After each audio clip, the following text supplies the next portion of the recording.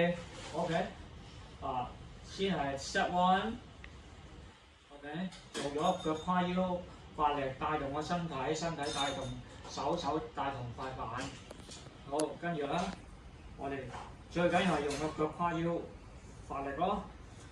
坐低少少，個心口指波指住呢度，指住打上去，沉低放1、2、3、4、5，1、2、3、4、5，1、2、3、4、5，1、2、3、4、5，1、2、3、4、5，1。